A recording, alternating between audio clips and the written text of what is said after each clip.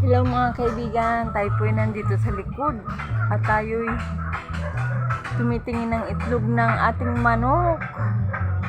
Ating pag kinukuha araw-araw ang kanyang itlog. Yung mga manok ko po ay nangingitlog. Alam po niyo. Ayan o.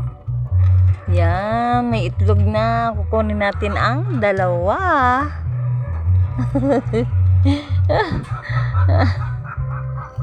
Yan. Kunin natin medyo bago. Bago itlog yan o. Marami na po tayong naipon. Ayan o. Dami na. Yan o. Dami na. Diba? Dami ko rin nakuha. Araw-araw ko, mga kaibigan, kinukuha na ng itlog dahil hindi naman nila maubos pisain. Minsan iniiwan ko ang aking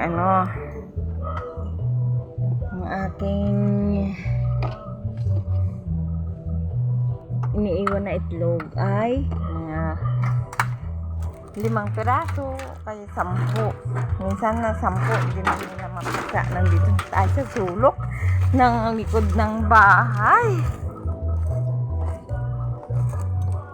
Yan mga kaibigan, no? May dala na tayong itlog. Ang dami.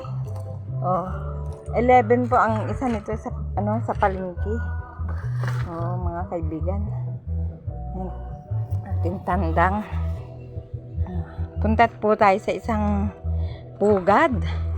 Yun po ang isang nangingitlog. Yan. Yan mga kaibigan. Ang dami natin nakuha.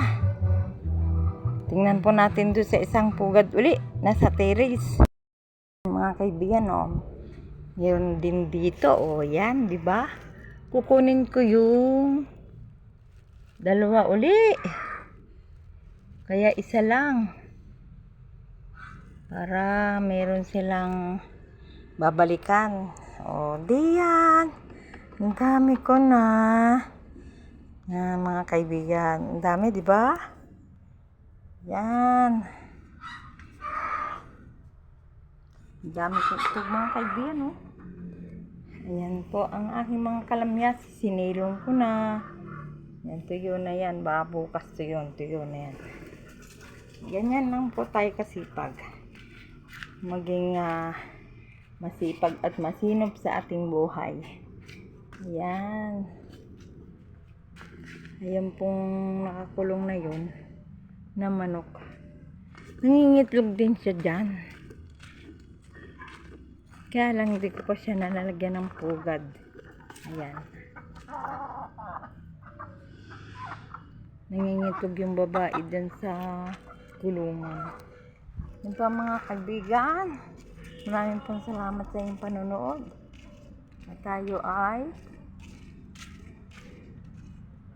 nanguha ng itlog. Paki-like naman po. Paki-follow po ako. Maraming pong salamat. Thank you.